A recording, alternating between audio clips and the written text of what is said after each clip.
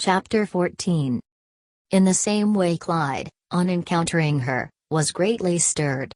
Since the abortive contact with Dillard, Rita, and Zella, and afterwards the seemingly meaningless invitation to the Griffiths with its introduction to an yet only passing glimpse of such personages as Bella, Sandra Finchley, and Bertine Cranston, he was lonely indeed. That high world. But plainly he was not to be allowed to share in it. And yet because of his vain hope in connection with it, he had chosen to cut himself off in this way. And to what end? Was he not if anything more lonely than ever? Mrs. Peyton. Going to and from his work but merely nodding to people or talking casually, or however sociably with one or another of the storekeepers along Central Avenue who chose to hail him, or even some of the factory girls here in whom he was not interested or with whom he did not dare to develop a friendship. What was that? Just nothing really. And yet as an offset to all this, of course, was he not a Griffiths and so entitled to their respect and reverence even on this account? What a situation really! What to do? And at the same time, this Roberta Alden, once she was placed here in this fashion and becoming more familiar with local conditions, as well as the standing of Clyde, his charm, his evasive and yet sensible interest in her, was becoming troubled as to her state too. For once part and parcel of this local home she had joined, she was becoming conscious of various local taboos and restrictions which made it seem likely that never at any time here would it be possible to express an interest in Clyde or anyone above her officially. For there was a local taboo in regard to factory girls aspiring toward or allowing themselves to become interested in their official superiors. Religious, moral and reserved girls didn't do it. And again, as she soon discovered, the line of demarcation and stratification between the rich and the poor in Lycurgus was as sharp as though cut by a knife or divided by a high wall. And another taboo in regard to all the foreign family girls and men, ignorant, low, immoral, un-American. One should, above all, have nothing to do with them. But among these people, as she could see, the religious and moral, lower middle-class group to which she and all of her intimates belonged, dancing or local adventurous gaiety, such as walking the streets or going to a moving picture theater, was also taboo. And yet she, herself, at this time, was becoming interested in dancing. Worse than this, the various young men and girls of the particular church which she and Grace Marr attended at first, were not inclined to see Roberta or Grace as equals, since they, for the most part, were members of older and more successful families of the town. And so it was that after a very few weeks of attendance of church affairs and services, they were about where they had been when they started, conventional and acceptable, but without the amount of entertainment and diversion which was normally reaching those who were of their same church but better placed.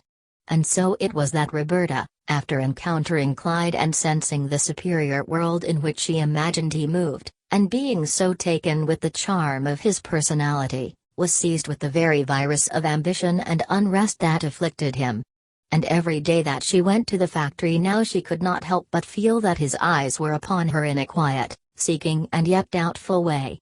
Yet she also felt that he was too uncertain as to what she would think of any overture that he might make in her direction to risk a repulse or any offensive interpretation on her part.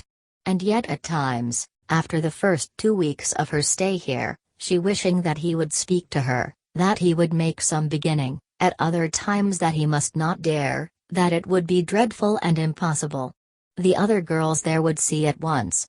And since they all plainly felt that he was too good or too remote for them, they would at once note that he was making an exception in her case and would put their own interpretation on it.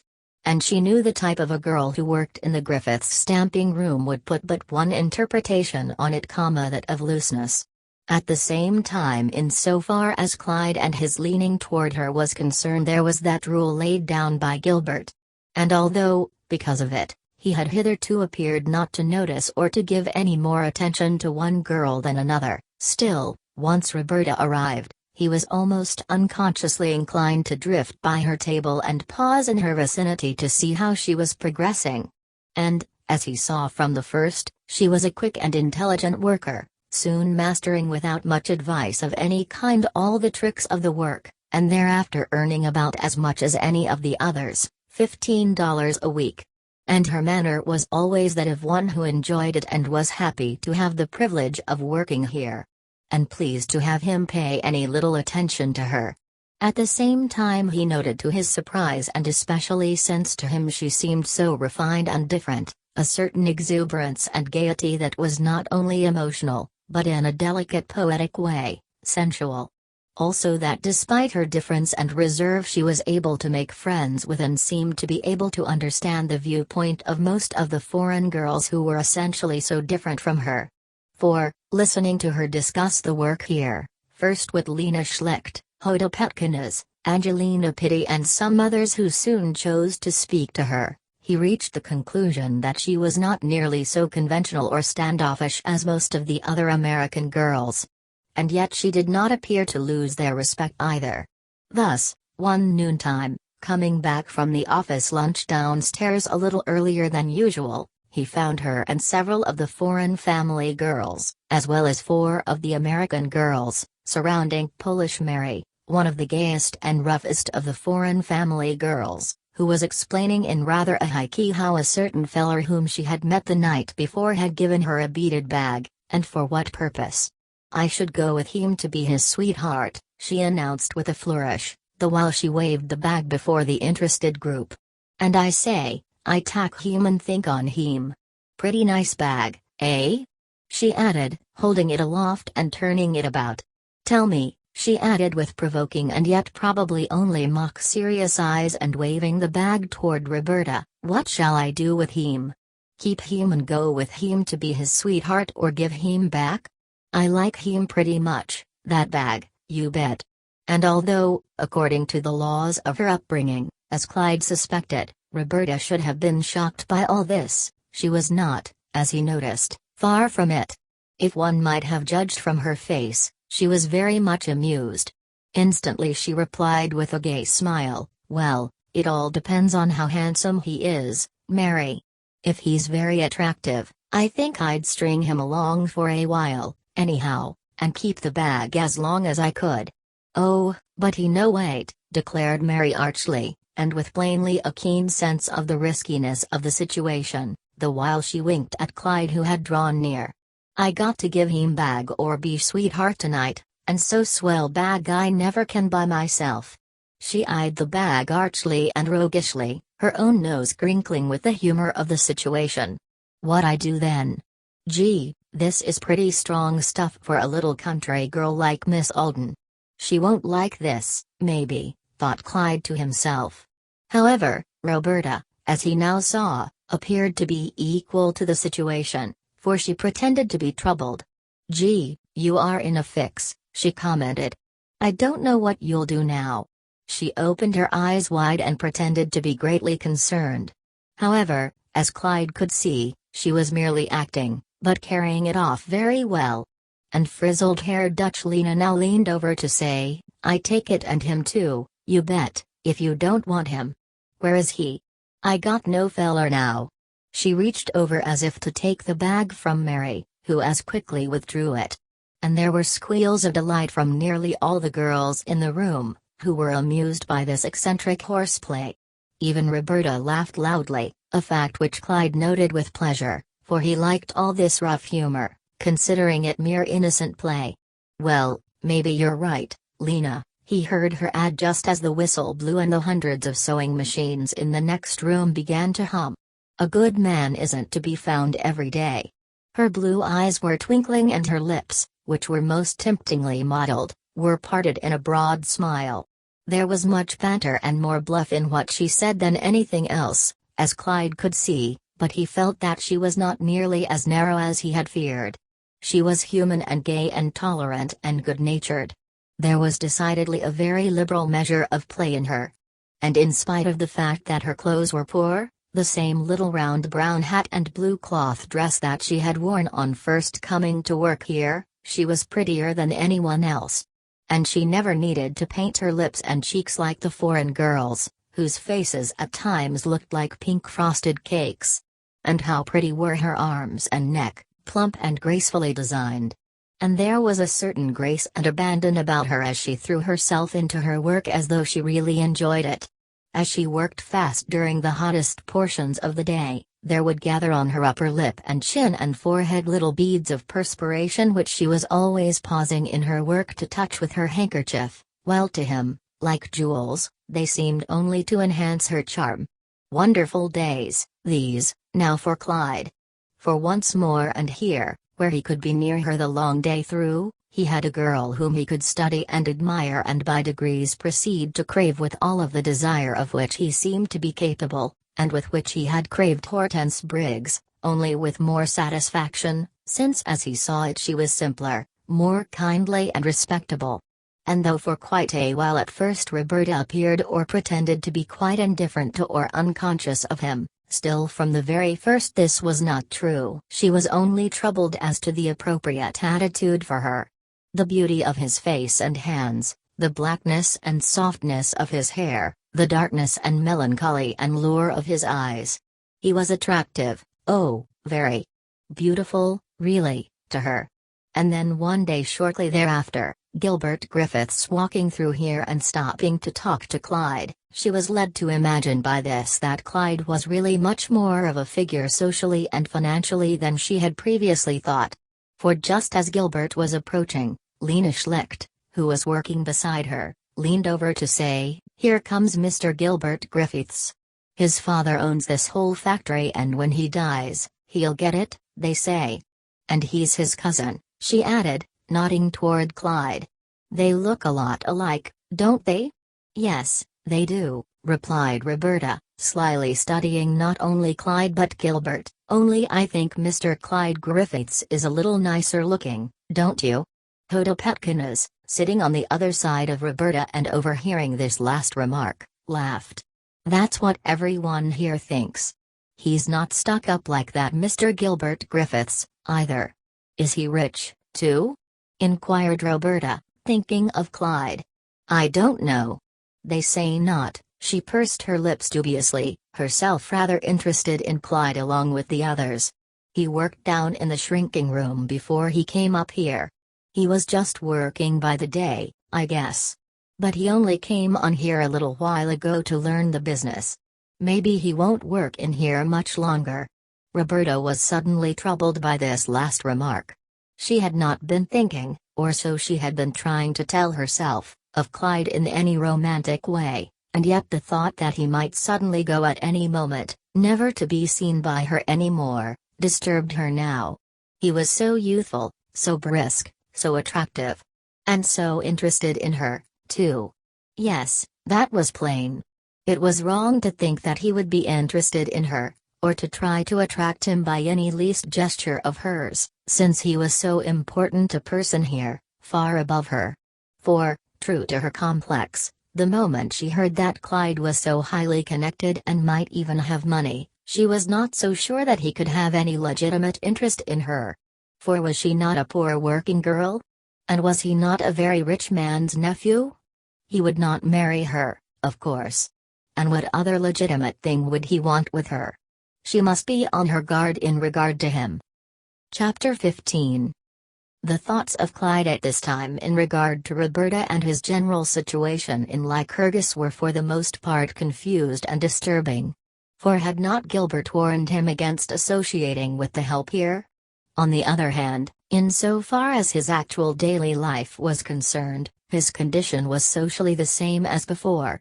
Apart from the fact that his move to Mrs. Peyton's had taken him into a better street and neighborhood, he was really not so well off as he had been at Mrs. Cuppy's. For there at least he had been in touch with those young people who would have been diverting enough had he felt that it would have been wise to indulge them. But now, aside from a bachelor brother who was as old as Mrs. Peyton herself, and a son 30, slim and reserved, who was connected with one of the Lycurgus banks, he saw no one who could or would trouble to entertain him. Like the others with whom he came in contact, they thought him possessed of relationships which would make it unnecessary and even a bit presumptuous for them to suggest ways and means of entertaining him. On the other hand, while Roberta was not of that high world to which he now aspired, still there was that about her which enticed him beyond measure. day after day, and because so much alone, and furthermore because of so strong a chemical or temperamental pull that was so definitely asserting itself, he could no longer keep his eyes off her, or she hers from him. There were evasive and yet strained and feverish eye flashes between them. And after one such in his case, a quick and furtive glance on her part at times, by no means intended to be seen by him, he found himself weak and then feverish. Her pretty mouth, her lovely big eyes, her radiant and yet so often shy and evasive smile.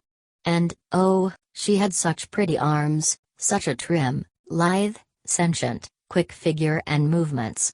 If he only dared be friendly with her, venture to talk with and then see her somewhere afterwards, if she only would and if he only dared. Confusion. Aspiration. Hours of burning and yearning. For indeed he was not only puzzled but irritated by the anomalous and paradoxical contrasts which his life here presented, loneliness and wistfulness as against the fact that it was being generally assumed by such as knew him that he was rather pleasantly and interestingly employed socially.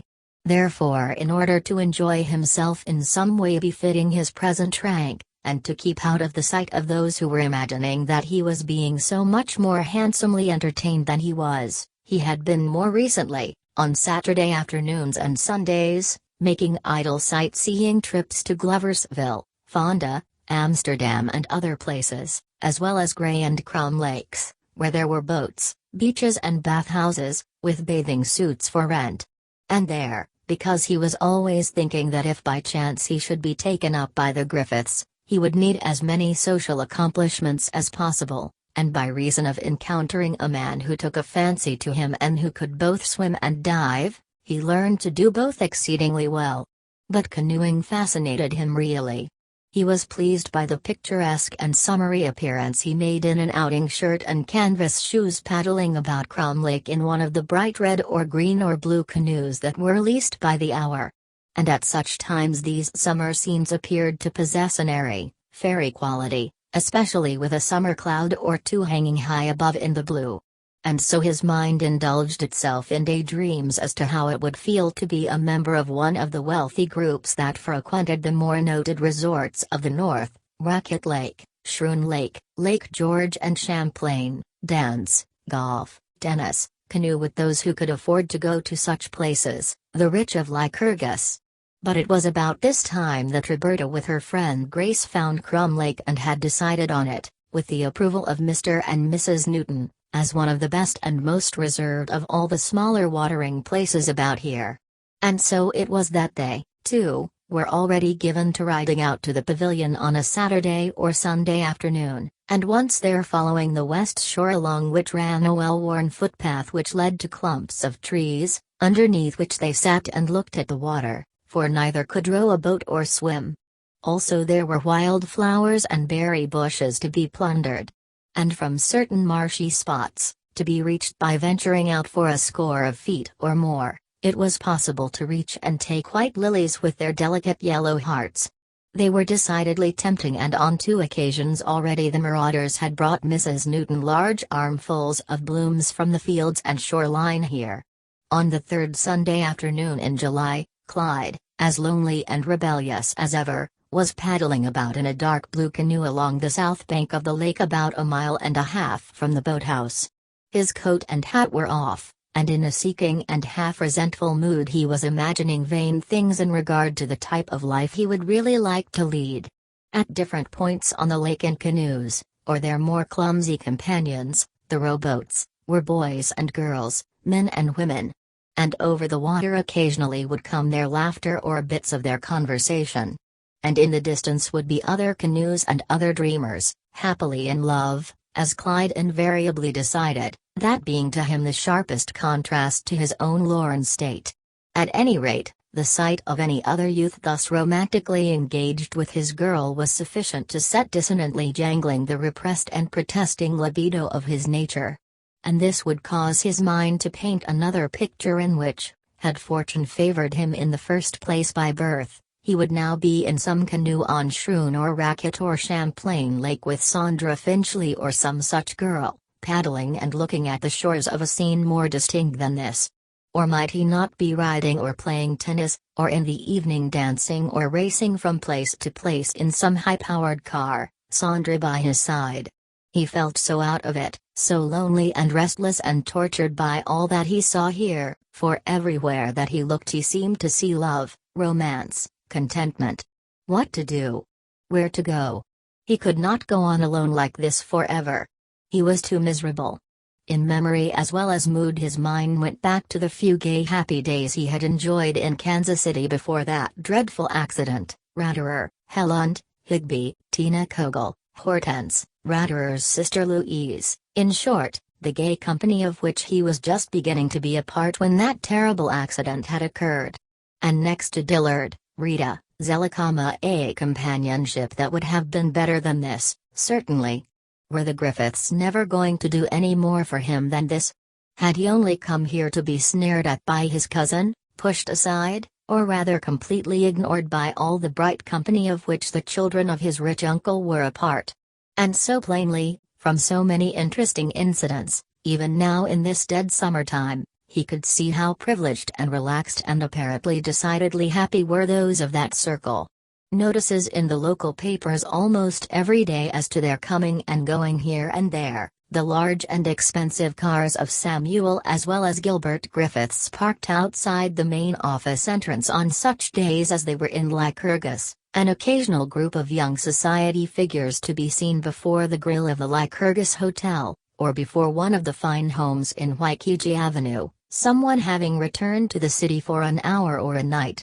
And in the factory itself, whenever either was there, Gilbert or Samuel, in the smartest of summer clothes and attended by either Messrs. Smiley, Latch, Gottboy or Berkey, all high officials of the company, making a most austere and even regal round of the immense plant and consulting with or listening to the reports of the various minor department heads. And yet here was he, a full cousin to this same Gilbert, a nephew to this distinguished Samuel, being left to drift and pine by himself, and for no other reason than, as he could now clearly see, he was not good enough. His father was not as able as this, his great-uncle, his mother, might heaven keep her, not as distinguished or as experienced as his cold, superior, indifferent aunt. Might it not be best to leave? Had he not made a foolish move, after all, in coming on here? What, if anything, did these higher relatives ever intend to do for him? In loneliness and resentment and disappointment, his mind now wandered from the Griffiths and their world, and particularly that beautiful Sandra Finchley, whom he recalled with a keen and biting thrill, to Roberta and the world which she as well as he was occupying here. For although a poor factory girl, she was still so much more attractive than any of these other girls with whom he was every day in contact. How unfair and ridiculous for the Griffiths to insist that a man in his position should not associate with a girl such as Roberta, for instance, and just because she worked in the mill. He might not even make friends with her and bring her to some such lake as this or visit her in her little home on account of that. And yet he could not go with others more worthy of him, perhaps, for lack of means or contacts. And besides she was so attractive, very, and especially enticing to him. He could see her now as she worked with her swift, graceful movements at her machine. Her shapely arms and hands, her smooth skin and her bright eyes as she smiled up at him. And his thoughts were played over by exactly the same emotions that swept him so regularly at the factory. For poor or not, a working girl by misfortune only, he could see how he could be very happy with her if only he did not need to marry her. For now his ambitions toward marriage had been firmly magnetized by the world to which the Griffiths belonged. And yet his desires were most colorfully inflamed by her. If only he might venture to talk to her more, to walk home with her some day from the mill, to bring her out here to this lake on a Saturday or Sunday, and row about, just to idle and dream with her. He rounded a point studded with a clump of trees and bushes and covering a shallow where were scores of water lilies afloat, their large leaves resting flat upon the still water of the lake. And on the bank to the left was a girl standing and looking at them. She had her hat off and one hand to her eyes for she was facing the sun and was looking down in the water. Her lips were parted in careless inquiry. She was very pretty, he thought, as he paused in his paddling to look at her. The sleeves of a pale blue waist came only to her elbows, and a darker blue skirt of flannel reconveyed to him the trimness of her figure. It wasn't Roberta. It couldn't be. Yes, it was. Almost before he had decided, he was quite beside her, some 20 feet from the shore, and was looking up at her, his face lit by the radiance of one who had suddenly, and beyond his belief, realized a dream. And as though he were a pleasant apparition suddenly evoked out of nothing and nowhere, a poetic effort taking form out of smoke or vibrant energy, she in turn stood staring down at him, her lips unable to resist the wavy line of beauty that a happy mood always brought to them. "My, Miss Alden. It is you, isn't it?" he called. "I was wondering whether it was. I couldn't be sure from out there." "Why, yes it is," she laughed, puzzled, and again just the least bit abashed by the reality of him. For in spite of her obvious pleasure at seeing him again, only thinly repressed for the first moment or two, she was on the instant beginning to be troubled by her thoughts in regard to him, the difficulties that contact with him seemed to prognosticate. For this meant contact and friendship, maybe, and she was no longer in any mood to resist him, whatever people might think. And yet here was her friend, Grace Marr. Would she want her to know of Clyde and her interest in him? She was troubled. And yet she could not resist smiling and looking at him in a frank and welcoming way. She had been thinking of him so much and wishing for him in some happy, secure, commendable way. And now here he was. And there could be nothing more innocent than his presence here, nor hers. Just out for a walk? He forced himself to say, although, because of his delight and his fear of her really, he felt not a little embarrassed now that she was directly before him. At the same time he added, recalling that she had been looking so intently at the water, "You want some of these water lilies? Is that what you're looking for?" She replied, still smiling and looking directly at him, for the sight of his dark hair blown by the wind, the pale blue outing shirt he wore open at the neck, his sleeves rolled up and the yellow paddle held by him above the handsome blue boat, quite thrilled her. If only she could win such a youth for her very own self, just hers and no one else's in the whole world. It seemed as though this would be paradise, that if she could have him she would never want anything else in all the world. And here at her very feet he sat now in this bright canoe on this clear July afternoon in this summery world, so new and pleasing to her. And now he was laughing up at her so directly and admiringly. Her girlfriend was far in the rear somewhere looking for daisies. Could she? Should she? "I was seeing if there was any way to get out to any of them," she continued a little nervously, a tremor almost revealing itself in her voice. "I haven't seen any before just here on this side." "I'll get you all you want," he exclaimed briskly and gaily. "You just stay where you are. I'll bring them." But then, bethinking him of how much more lovely it would be if she were to get in with him, he added, "But see here, why don't you get in here with me? There's plenty of room and I can take you anywhere you want to go. There's lots nicer lilies up the lake here a little way and on the other side too. I saw hundreds of them over there just beyond that island." Roberta looked. And as she did, another canoe paddled by, holding a youth of about Clyde's years and a girl no older than herself. She wore a white dress and a pink hat and the canoe was green. And far across the water at the point of the very island about which Clyde was talking was another canoe, bright yellow with a boy and a girl in that. She was thinking she would like to get in without her companion, if possible, with her, if need be. She wanted so much to have him all to herself. If she had only come out here alone. For if Grace Marr were included, she would know and later talk, maybe, or think, if she heard anything else in regard to them ever.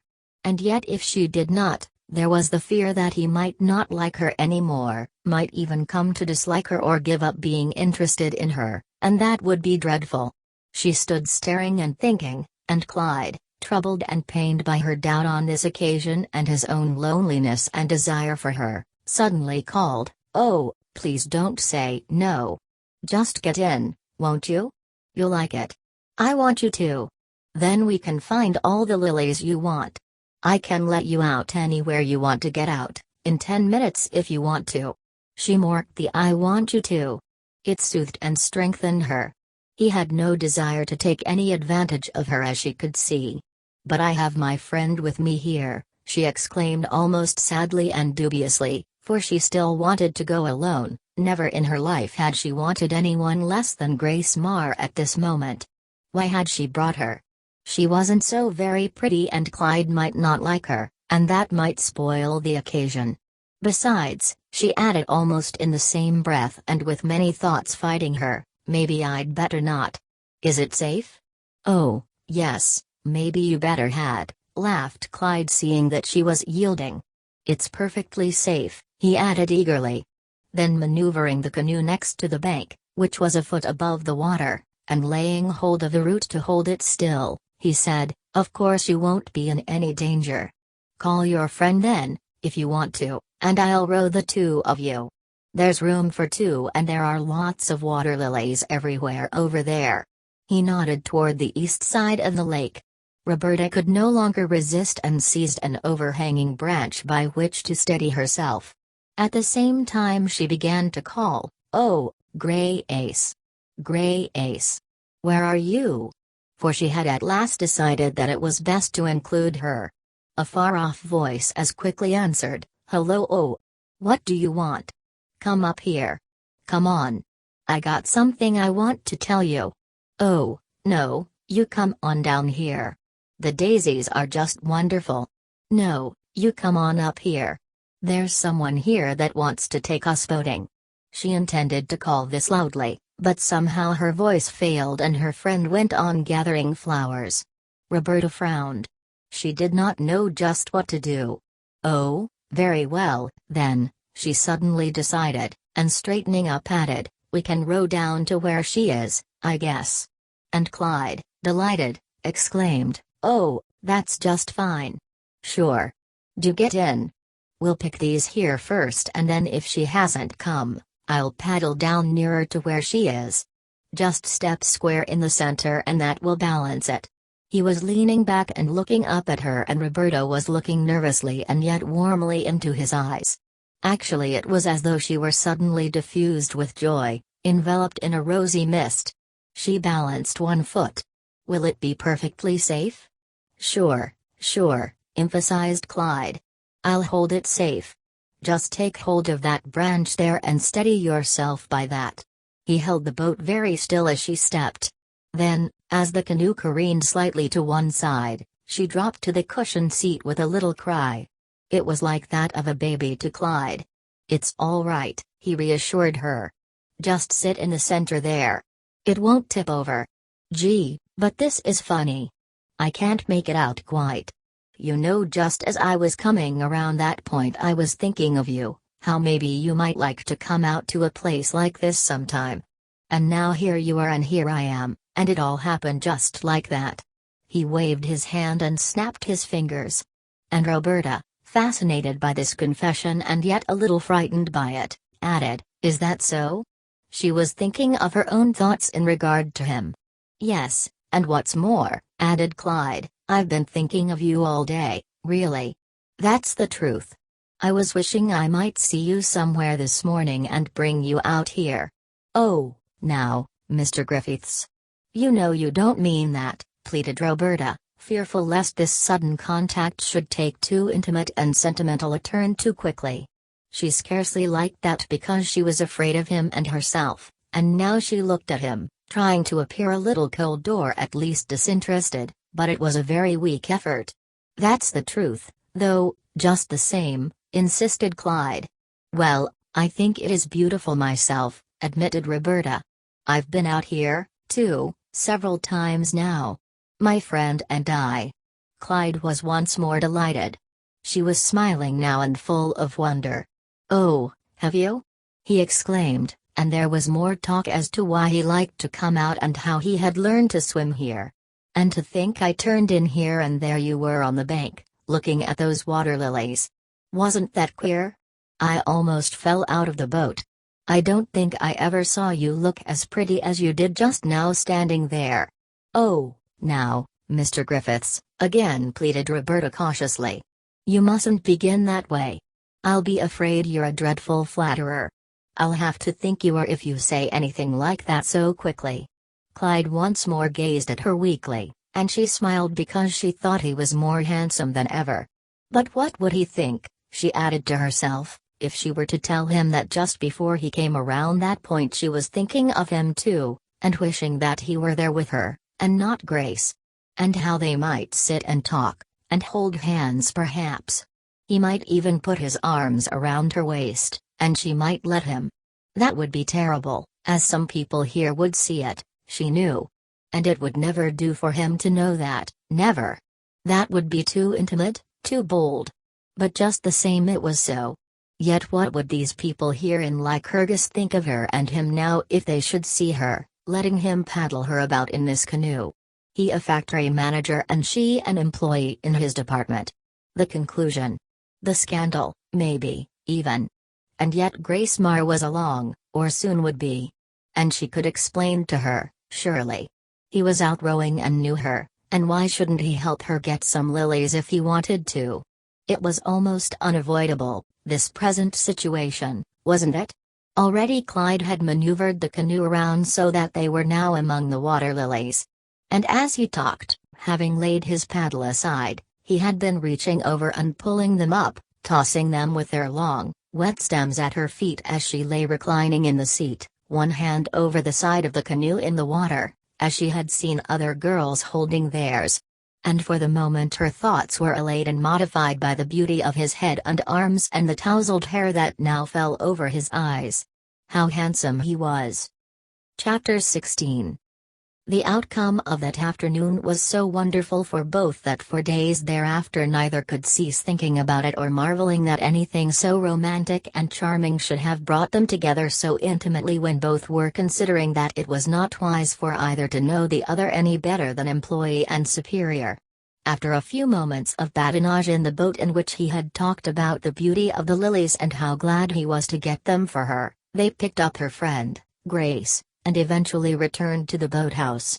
Once on the land again there developed not a little hesitation on her part as well as his as to how farther to proceed, for they were confronted by the problem of returning into Lycurgus together.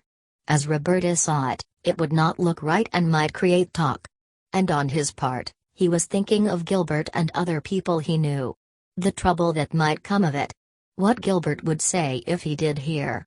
And so both he and she, as well as Grace, were dubious on the instant about the wisdom of riding back together. Grace's own reputation, as well as the fact that she knew Clyde was not interested in her, piqued her. And Roberta, realizing this from her manner, said, "What do you think we had better do, excuse ourselves?" At once Roberta tried to think just how they could extricate themselves gracefully without offending Clyde. Personally she was so enchanted that had she been alone she would have preferred to have ridden back with him. But with Grace here and in this cautious mood, never. She must think up some excuse. And at the same time, Clyde was wondering just how he was to do now, ride in with them and brazenly face the possibility of being seen by someone who might carry the news to Gilbert Griffiths or evade doing so on some pretext or other.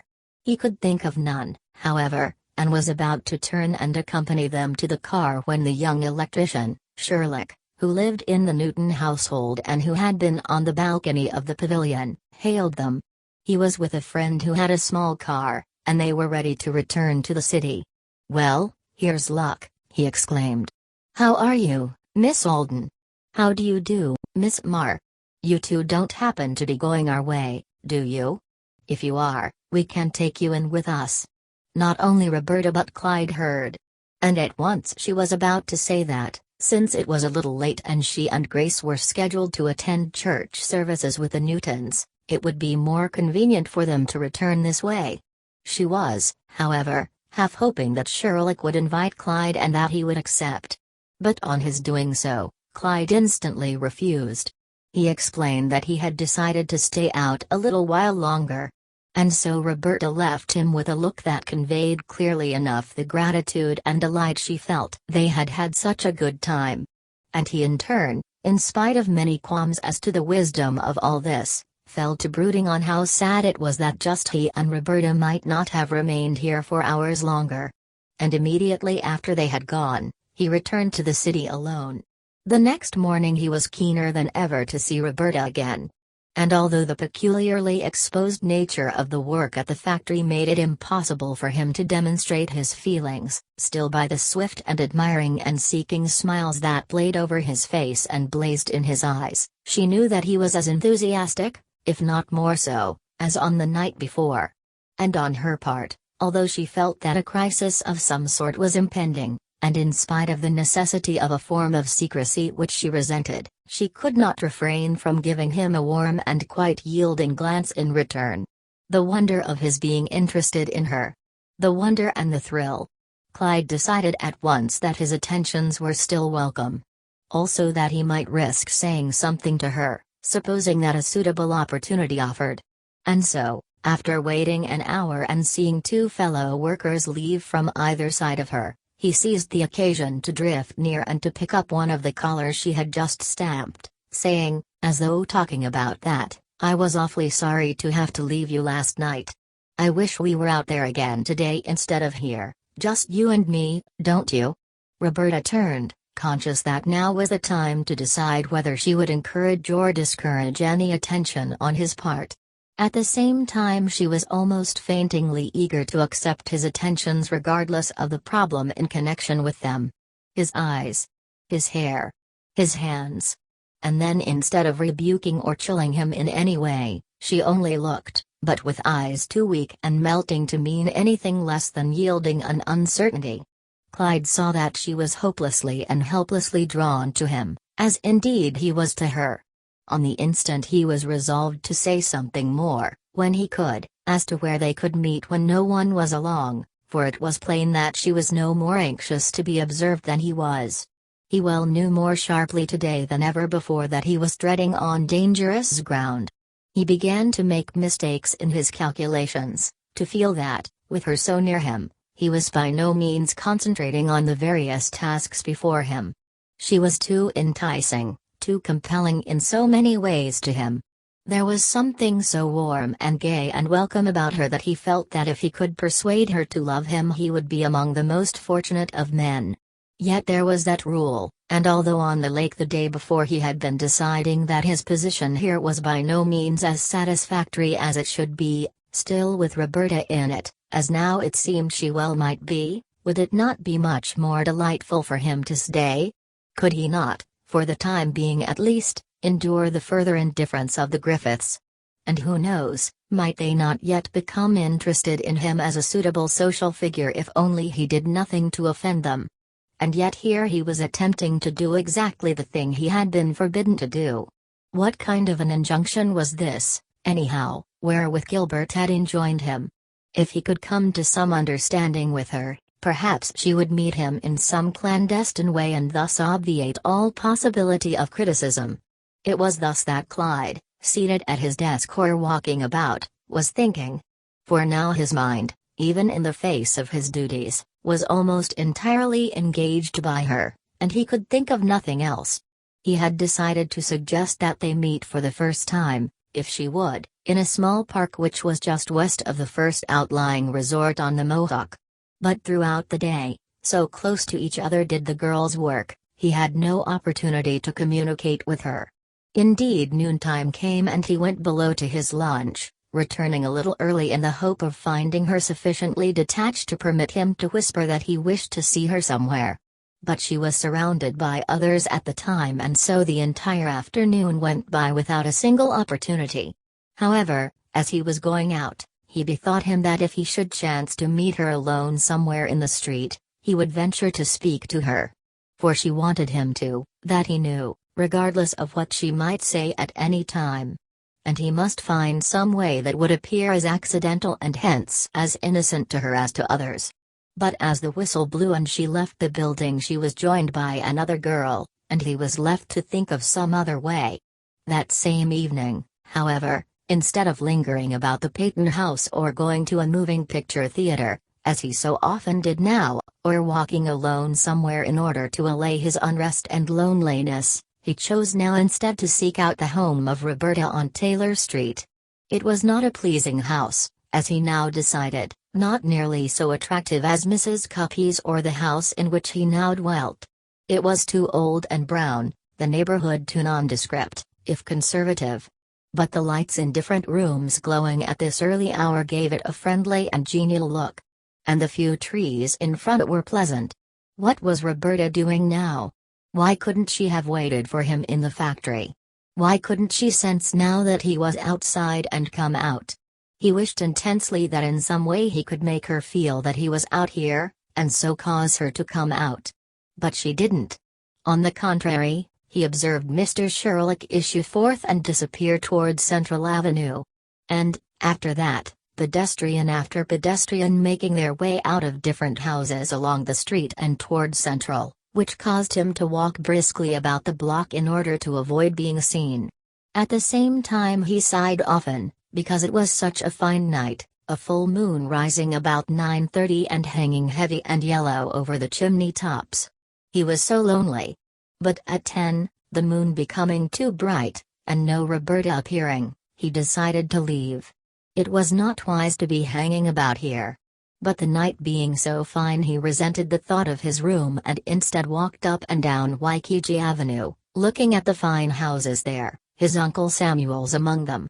Now, all their occupants were away at their summer places. The houses were dark.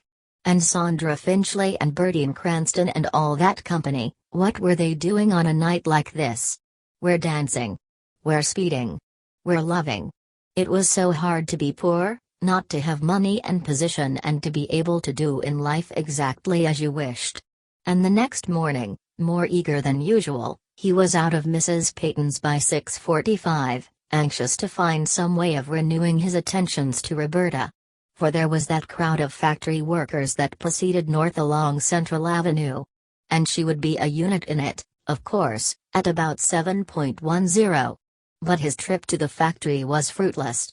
For, after swallowing a cup of coffee at one of the small restaurants near the post office and walking the length of Central Avenue toward the mill, and pausing at a cigar store to see if Roberta should by any chance come along alone, he was rewarded by the sight of her with Grace Marr again. What a wretched, crazy world this was, he at once decided, and how difficult it was in this miserable town for anyone to meet anyone else alone. Everyone, nearly, knew everyone else. Besides, Roberta knew that he was trying to get a chance to talk to her. Why shouldn't she walk alone then? He had looked at her enough yesterday. And yet here she was walking with Grace Marr and appeared seemingly contented. What was the matter with her anyhow? By the time he reached the factory he was very sour. But the sight of Roberta taking her place at her bench and tossing him a genial good morning with a cheerful smile, caused him to feel better and that all was not lost. It was 3 o'clock in the afternoon and a lull due to the afternoon heat, the fag of steadily continued work, and the flare of reflected light from the river outside was over all. The tap, tap, tap of metal stamps upon scores of collars at once, nearly always slightly audible above the hum and whir of the sewing machines beyond was, if anything, weaker than usual. And there was Rosina Frech, Hoda Petkinas, Martha Bordeaux, Angelina Pitti, and Lena Schlecht, all joining in a song called Sweethearts which someone had started. And Roberta, perpetually conscious of Clyde's eyes, as well as his mood, was thinking how long it would be before he would come around with some word in regard to something. For she wished him to, and because of his whispered words of the day before, she was sure that it would not be long, because he would not be able to resist it. His eyes the night before had told her that. Yet because of the impediments of this situation she knew that he must be having a difficult time thinking of any way by which he could say anything to her. And still at certain moments she was glad, for there were such moments when she felt she needed the security which the presence of so many girls gave her. And as she thought of all this, stamping at her desk along with the others, she suddenly discovered that a bundle of collars which she had already stamped as 16s were not of that size but smaller. She looked at it quickly and nervously, then decided that there was but one thing to do, lay the bundle aside and await comment from one of the foremen, including Clyde, Or take it directly to him now, really the better way, because it prevented any of the foremen seeing it before he did. That was what all the girls did when they made mistakes of any kind. And all trained girls were supposed to catch all possible errors of that kind. And yet now, and in the face of all her very urgent desires, she hesitated, for this would take her direct to Clyde and give him the opportunity he was seeking. But, more terrifying, it was giving her the opportunity she was seeking. She wavered between loyalty to Clyde as a superintendent, loyalty to her old conventions as opposed to her new and dominating desire and her repressed wish to have Clyde speak to her, then went over with the bundle and laid it on his desk. But her hands, as she did so, trembled. Her face was white, her throat taut. At the moment, as it chanced, he was almost vainly trying to calculate the scores of the different girls from the stubs laid before him, and was having a hard time of it because his mind was not on what he was doing. And then he looked up. And there was Roberta bending toward him. His nerves became very taut, his throat and lips, dry, for here and now was his opportunity. And, as he could see, Roberta was almost suffocating from the strain which her daring and self-deception was putting upon her nerves and heart. "There's been a mistake," she meant to say mistake, "in regard to this bundle upstairs," she began. "I didn't notice it either until I'd stamped nearly all of them. They're 15.5 and I've stamped nearly all of them 16. I'm sorry." Clyde noticed, as she said this, that she was trying to smile a little and appear calm, but her cheeks were quite blanched and her hands, particularly the one that held the bundle, trembled. On the instant he realized that although loyalty and order were bringing her with this mistake to him, still there was more than that to it. In a weak, frightened, and yet love-driven way, she was courting him, giving him the opportunity he was seeking, wishing him to take advantage of it. And he, embarrassed and shaken for the moment by this sudden visitation, was still hardened into a kind of effrontery and gallantry such as he had not felt as yet in regard to her. She was seeking him, that was plain. She was interested, and clever enough to make the occasion which permitted him to speak. Wonderful! The sweetness of her daring. "Oh, that's all right," he said, pretending a courage and a daring in regard to her which he did not feel even now. "I'll just send them down to the washroom and then we'll see if we can't restamp them. It's not our mistake, really." He smiled most warmly and she met his look with a repressed smile of her own, already turning and fearing that she had manifested too clearly what had brought her. "But don't go," he added quickly. "I want to ask you something. I've been trying to get a word with you ever since Sunday. I want you to meet me somewhere, will you? There's a rule here that says a head of a department can't have anything to do with a girl who works for him, outside I mean. But I want you to see me just the same, won't you? You know," and he smiled winsomely and coaxingly into her eyes, "I've been just nearly crazy over you ever since you came in here and Sunday made it worse. And now I'm not going to let any old rule come between me and you, if I can help it. Will you?" "Oh, I don't know whether I can do that or not," replied Roberta, who, now that she had succeeded in accomplishing what she had wished, was becoming terrorized by her own daring. She began looking around nervously and feeling that every eye in the room must be upon her. "I live with Mr. and Mrs. Newton, my friend's sister and brother-in-law, you know, and they're very strict." "It isn't the same as if," she was going to add "I was home," but Clyde interrupted her. "Oh, now please don't say no, will you? Please don't. I want to see you. I don't want to cause you any trouble, that's all. Otherwise I'd be glad to come round to your house. You know how it is." "Oh, no, you mustn't do that," cautioned Roberta. "Not yet anyhow." She was so confused that quite unconsciously she was giving Clyde to understand that she was expecting him to come around some time later. "Well," smiled Clyde, who could see that she was yielding in part. "We could just walk out near the end of some street here, that street you live in, if you wish. There are no houses out there.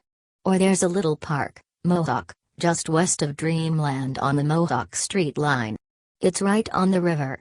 You might come out there. I could meet you where the car stops." Will you do that? Oh, I'd be afraid to do that, I think. Go so far, I mean. I never did anything like that before. She looked so innocent and frank as she said this that Clyde was quite carried away by the sweetness of her. And to think he was making a clandestine appointment with her. I'm almost afraid to go anywhere here alone, you know.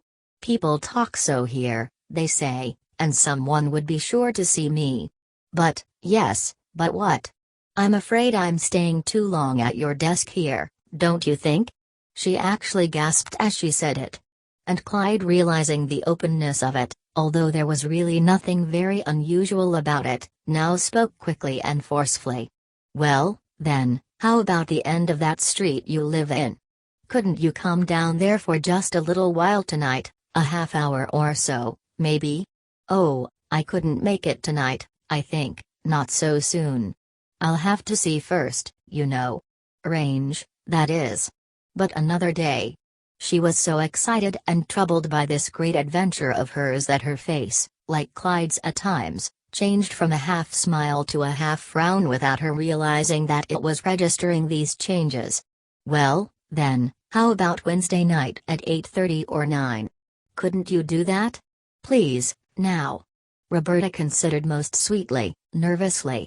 Clyde was enormously fascinated by her manner at the moment, for she looked around, conscious, or so she seemed, that she was being observed and that her stay here for a first visit was very long. I suppose I'd better be going back to my work now, she replied without really answering him. Wait a minute, pled Clyde. We haven't fixed on the time for Wednesday. Aren't you going to meet me? Make it 9 or 8:30, or any time you want to. I'll be there waiting for you after 8 if you wish. Will you?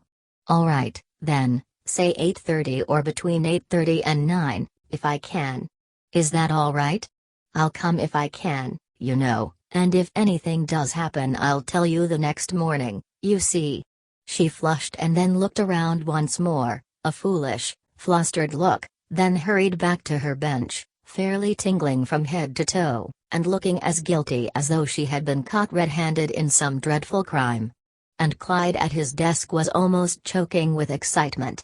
The wonder of her agreeing, of his talking to her like that, of her venturing to make a date with him at all here in Lycurgus, where he was so well known. Thrilling. For her part, she was thinking how wonderful it would be just to walk and talk with him in the moonlight, to feel the pressure of his arm and hear his soft appealing voice. Chapter 17. It was quite dark when Roberta stole out on Wednesday night to meet Clyde. But before that, what qualms and meditations in the face of her willingness and her agreement to do so. For not only was it difficult for her to overcome her own mental scruples within, but in addition there was all the trouble in connection with the commonplace and religious and narrow atmosphere in which she found herself embedded at the Newtons.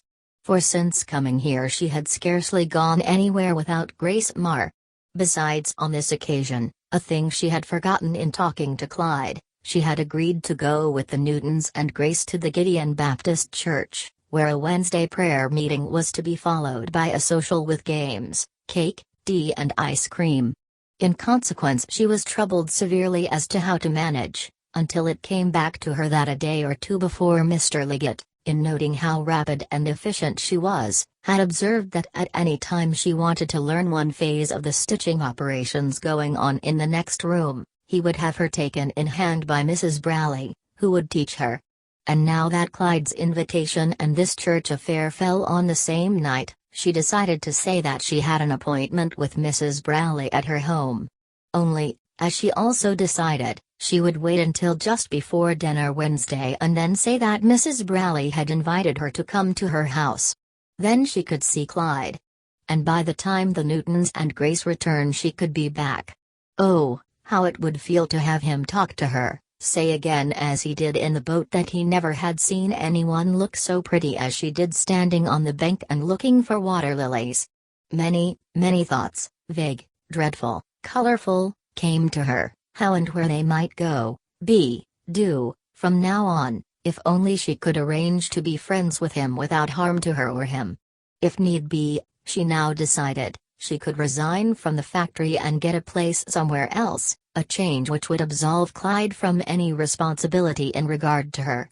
There was, however, another mental as well as emotional phase in regard to all this, and that related to her clothes. For since coming to Lycurgus she had learned that the more intelligent girls here dressed better than did those about Bilt's and Triet's mills. At the same time she had been sending a fair portion of her money to her mother, sufficient to have equipped her exceptionally well, as she now realized, had she retained it. But now that Clyde was swaying her so greatly she was troubled about her looks, and on the evening after her conversation with him at the mill, she had gone through her small wardrobe, fixing upon a soft blue hat which Clyde had not yet seen, together with a checkered blue and white flannel skirt and a pair of white canvas shoes purchased the previous summer at Bilt's. Her plan was to wait until the Newtons and Grace had departed for church and then swiftly dress and leave. At 8:30, when night had finally fallen, she went east along Taylor to Central Avenue, then by a circuitous route made her way west again to the trysting place. And Clyde was already there. Against an old wooden fence that enclosed a 5-acre cornfield, he was leaning and looking back toward the interesting little city, the lights in so many of the homes of which were aglow through the trees. The air was laden with spices, the mingled fragrance of many grasses and flowers. There was a light wind stirring in the long swords of the corn at his back, in the leaves of the trees overhead. And there were stars, the Big Dipper and the Little Dipper and the Milky Way, sidereal phenomena which his mother had pointed out to him long ago. And he was thinking how different was his position here to what it had been in Kansas City. There he had been so nervous in regard to Hortense Briggs or any girl, really, afraid almost to say a word to any of them. Whereas here, and especially since he had had charge of this stamping room, he had seemed to become aware of the fact that he was more attractive than he had ever thought he was before. Also that the girls were attracted to him and that he was not so much afraid of them. The eyes of Roberta herself showed him this day how much she was drawn to him. She was his girl. And when she came, he would put his arms around her and kiss her. And she would not be able to resist him. He stood listening, dreaming and watching, the rustling corn behind him stirring an old recollection in him, when suddenly he saw her coming. She looked trim and brisk and yet nervous, and paused at the street end and looked about like a frightened and cautious animal. At once Clyde hurried forward toward her and called softly, "Hello. Gee, it's nice to have you meet me. Did you have any trouble?" He was thinking how much more pleasing she was than either Hortense Briggs or Rita Dickerman, the one so calculating, the other so sensually free and indiscriminate. "Did I have any trouble? Oh, didn't I though?" And at once she plunged into a full and picturesque account, not only of the mistaken regard to the Newtons' church night and her engagement with them, but of a determination on the part of Grace Marr not to go to the church social without her, and how she had to fib, oh, so terribly, about going over to Mrs. Browley's to learn to stitch, illegit Roberta, development of which Clyde had heard nothing so far and concerning which he was intensely curious, because at once it raised the thought that already Liggett might be intending to remove her from under his care.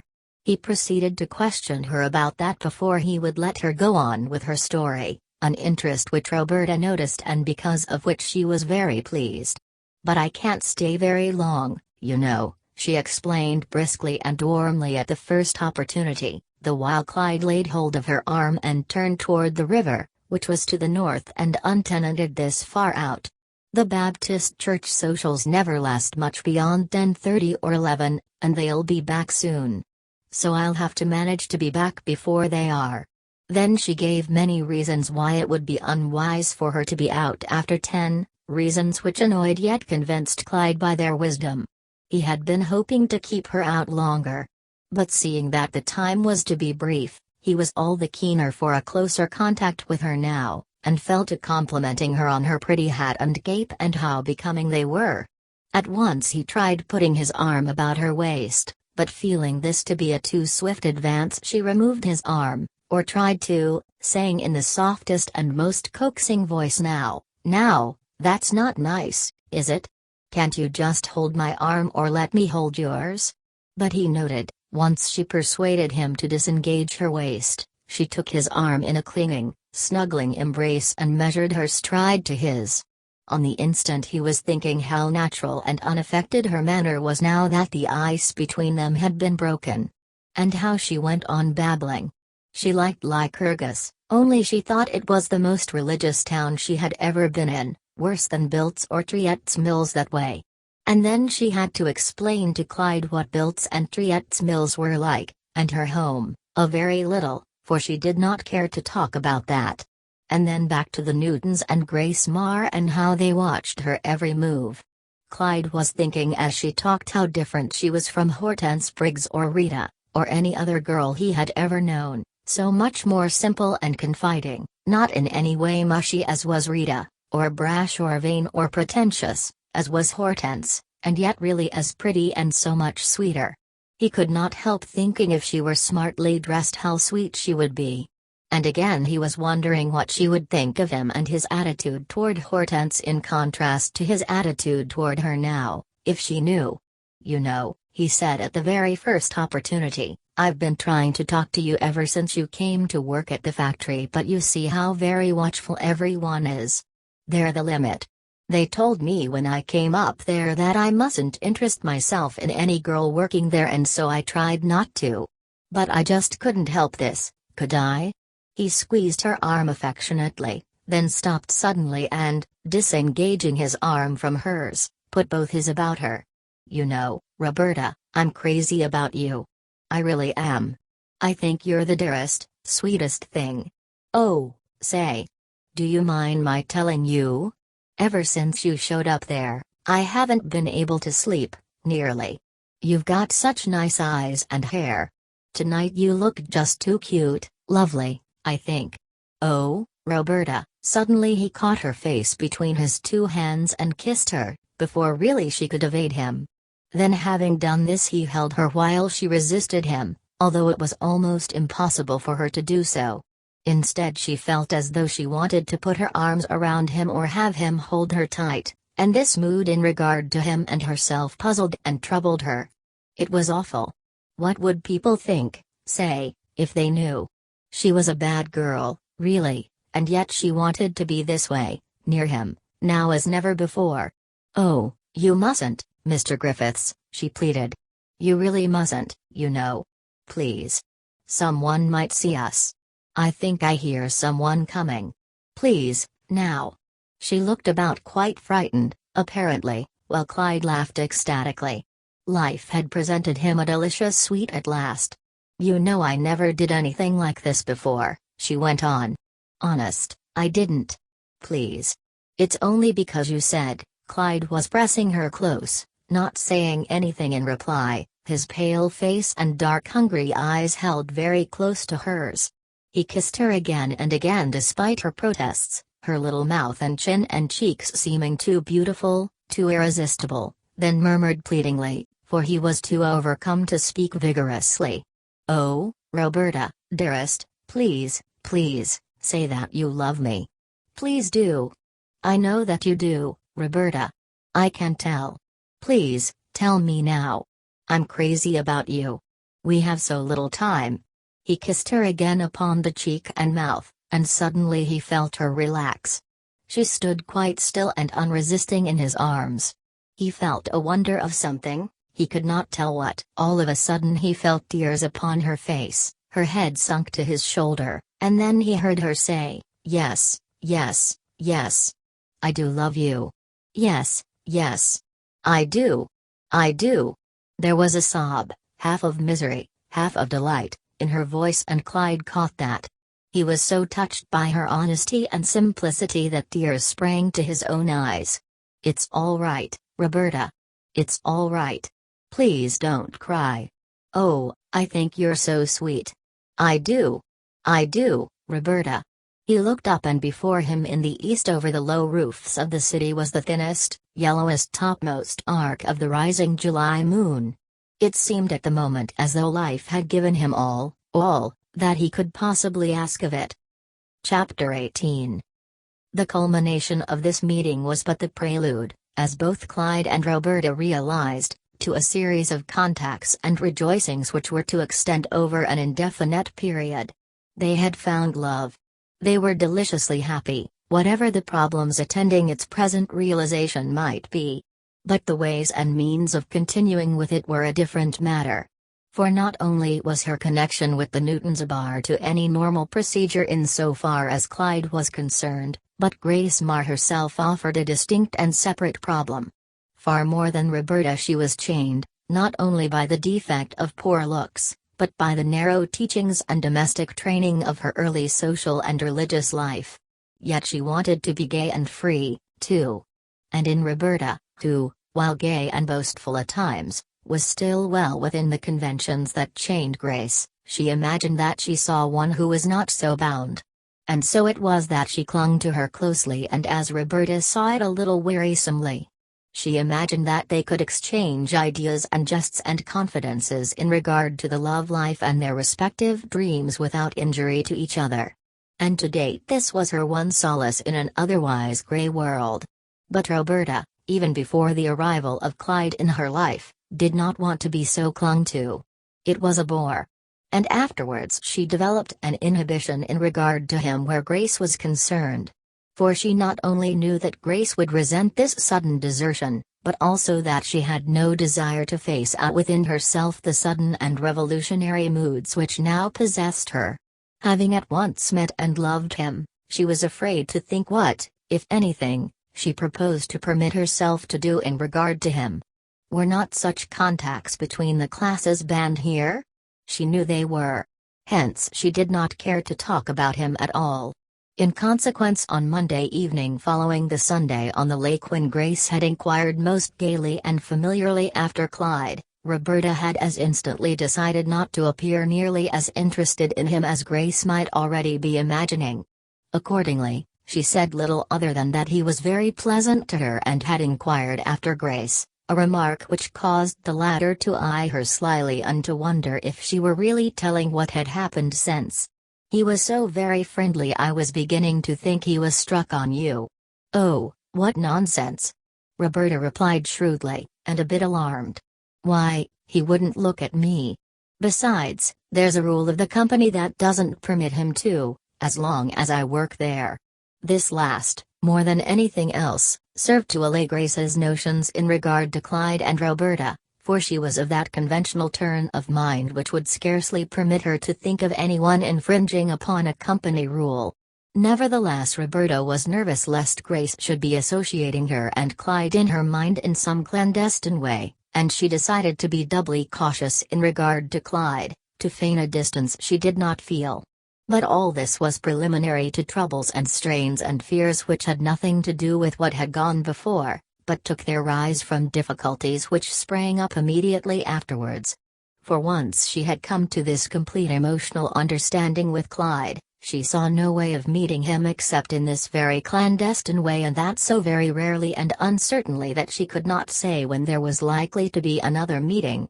"You see, it's this way," she explained to Clyde when, a few evenings later, she had managed to steal out for an hour and they walked from the region at the end of Taylor Street down to the Mohawk, where were some open fields and a low bank rising above the pleasant river. "The Newtons never go any place much without inviting me. And even if they didn't, Grace never go unless I went along. It's just because we were together so much in Triette's Mills that she feels that way, as though I were a part of the family. But now it's different, and yet I don't see how I am going to get out of it so soon. I don't know where to say I'm going or whom I am going with." "I know that, honey," he replied softly and sweetly. "That's all true enough. But how is that going to help us now? You can't expect me to get along with just looking at you in the factory, either, can you?" He gazed at her so solemnly and yearningly that she was moved by her sympathy for him, and in order to assuage his depression added, "No, I don't want you to do that, dear. You know I don't. But what am I to do?" She laid a soft and pleading hand on the back of one of Clyde's thin, long unnervous ones. "I'll tell you what, though," she went on after a period of reflection, "I have a sister living in Homer, New York. That's about 35 miles north of here. I might say I was going up there some Saturday afternoon or Sunday. She's been writing me to come up, but I hadn't thought of it before. But I might go, that is, I might." "Oh, why not do that?" exclaimed Clyde eagerly. "That's fine. A good idea. Let me see," she added, ignoring his exclamation. "If I remember right, you have to go to Fonda first, then change cars there.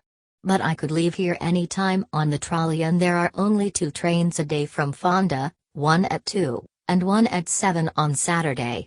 So I might leave here any time before 2, you see, and then if I didn't make the 2 o'clock train, it would be all right, wouldn't it?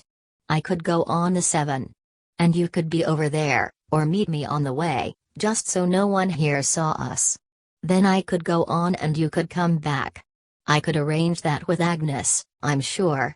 I would have to write her. How about all the time between then and now, though?" he queried peevishly. "It's a long time till then, you know." "Well, I'll have to see what I can think of, but I'm not sure, dear. I'll have to see. And you think too. But I ought to be going back now," she added nervously. She at once arose, causing Clyde to rise, too, and consult his watch, thereby discovering that it was already near 10. "But what about us?" he continued persistently. "Why couldn't you pretend next Sunday that you're going to some other church than yours and meet me somewhere instead? Would they have to know?" At once Clyde noted Roberta's face darken slightly, for here he was encroaching upon something that was still too closely identified with her early youth and convictions to permit infringement. "Hump, she replied quite solemnly. "I wouldn't want to do that. I wouldn't feel right about it. And it wouldn't be right, either."